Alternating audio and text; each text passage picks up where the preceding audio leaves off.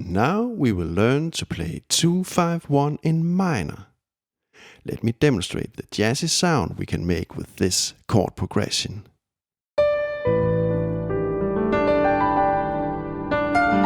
So how can we learn to play like this? Well, we'll divide the subject into two easy and accessible chunks or lessons. So this lesson will be about the left hand chords. The following lesson will be about the right hand improvisation.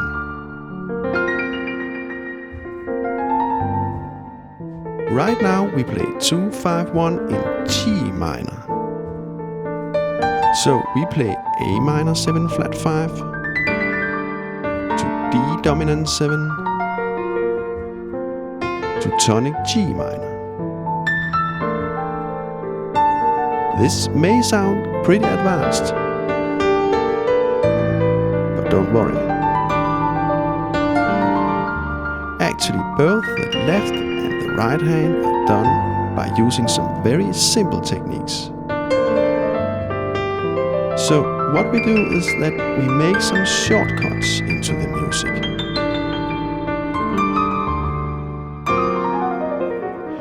I believe that if we use simple tunes, music actually gets better.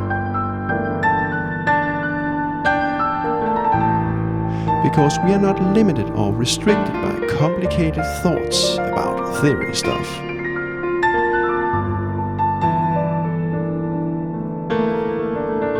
We feel free, so to speak.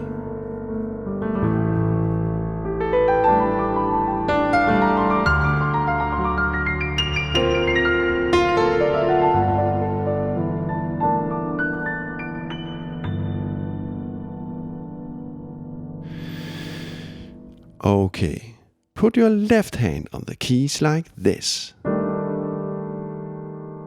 Look closely at this hand grip. This grip is essential and it can actually be used to play many different kinds of chord qualities. So this grip is very flexible and can be used and reused in many different contexts. In this lesson, we will realize that we can actually use this single grip to play the entire 2-5-1 progression. And furthermore, the grip will make the chords sound very nice and jazzy. So this grip is essential in many ways, and that's why it's very important to be familiar with the grip. A good thing is to identify some main characteristics. Try to make a tritone interval, and then add a perfect fourth on the top. Then we have the main structure of the grip. It has a very nice jazzy sound, right? Now add this extra note a whole step below the middle note. And here we have our grip containing all 4 notes.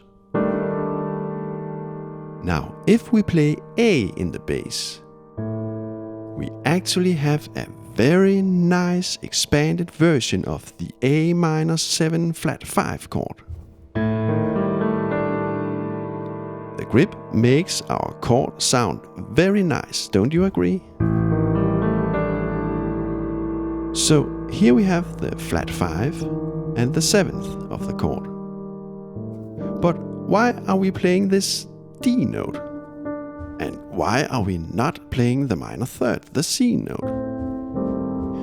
Well, the D note is actually a suspended fourth. Now listen, we can resolve the fourth to the minor third like this.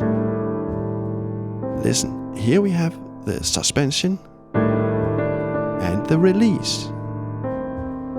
The suspension note clashes against the E flat note. This dissonant major 7 interval really likes to be resolved. But the thing is, we don't have to do that. We can just play the suspended chord without resolving it. I think that this suspended chord has a great open sound, jazzy and exotic. Now, what about the A note inside the chord? This is the key note, right? Normally it shouldn't be necessary to play the key note inside a chord, because we already have that note in the bass. Well, we can of course leave out the A note. But then we no longer hear the sound of our jazzy grip, I think. You see, the A note is a kind of anchor in the middle of the chord. And together with the E flat note, it makes this nice teasing tritone interval.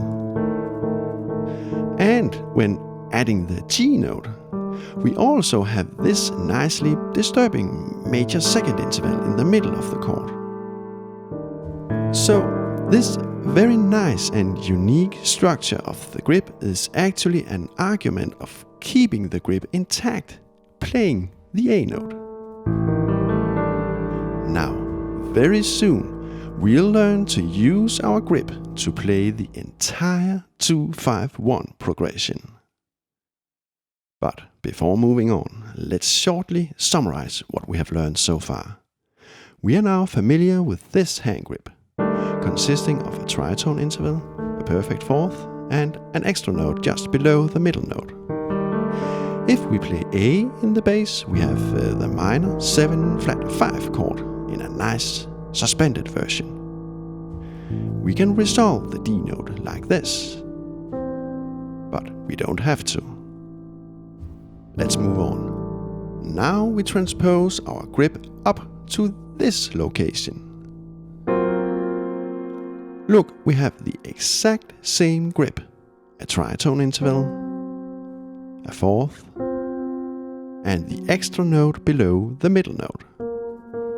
Now, if we play D in the bass, we got this very nice expanded dominant 7 chord. Here we have the major third and the 7th. And this note can be interpreted as an augmented 5th or flat 13, depending on the situation. And this note can be interpreted as an augmented 9th or flat 10th. In short, we can name this chord dominant 7 altered. Again, we can resolve the dissonant F note to the E flat note. And we can resolve the flat 13 to the 5th of the chord. And we got a dominant 7 flat 9 chord, also very much used in jazz. But again, we like the sound of our grip, so we don't have to resolve anything. So now we can play A minor 7 flat 5 to D altered.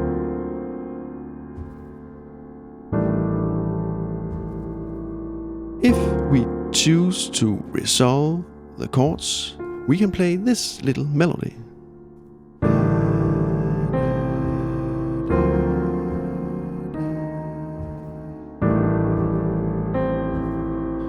Okay, let's move the grip further up the register. Look, again we got the same grip, just transposed. If we play G in the bass, we got the tonic G minor 6 9 chord. So now we can actually play all 3 chords from the 2-5-1 progression using the exact same hand grip.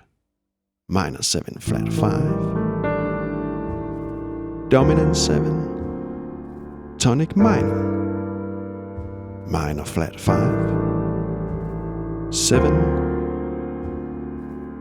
tonic.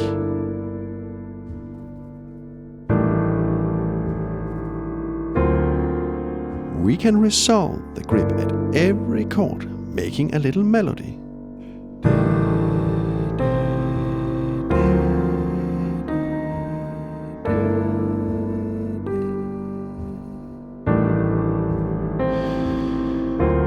Okay, very soon we will make a little adjustment, but yet great improvement to our left-hand voicing. The thing is that we are not yet satisfied, because we don't like when the chords just jump up and up the register. We need some contrary motion. So what about inverting the last chord, the G minor chord? So we simply move the two upper notes inside the grip down with an octave. And here we got a very nice sounding inversion of our grip. Inverting the grip like this can become very handy in many cases. Now we must try out how the 2-5-1 progression sounds when we invert the G minor chord.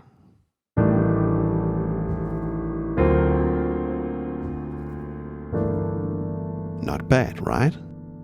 Minor 7 flat 5, dominant 7, tonic minor, flat 5, 7, tonic.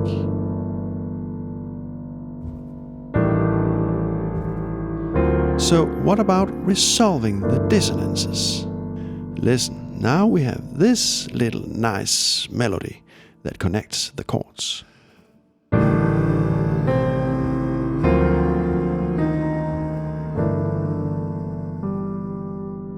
Notice when playing the inverted grip at the G minor chord, we resolve the dissonant minor second interval in the middle of the chord, like this.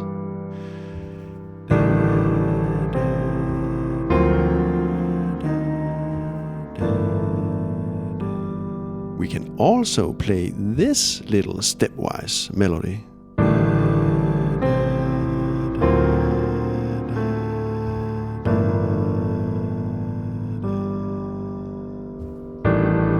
But again, we don't have to resolve anything. We can also just play the grips as they are. Let's add some right-hand improvisation.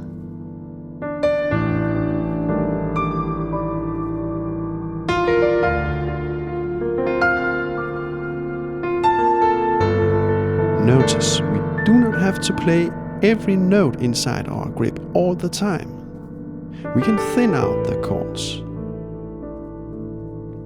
Now we have some more delicate chords with only a few notes.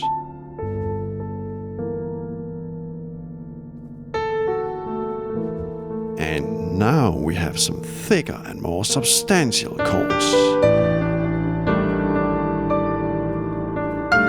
So in this way we can change and vary our sound.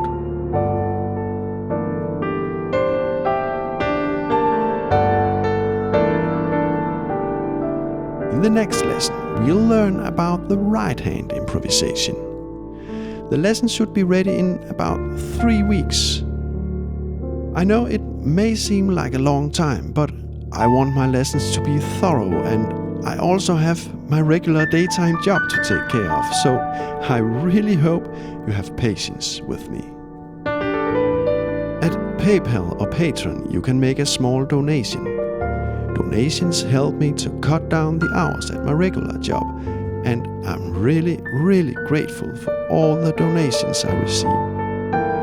You keep me going. Thanks a lot, girls and guys. I surely love you all.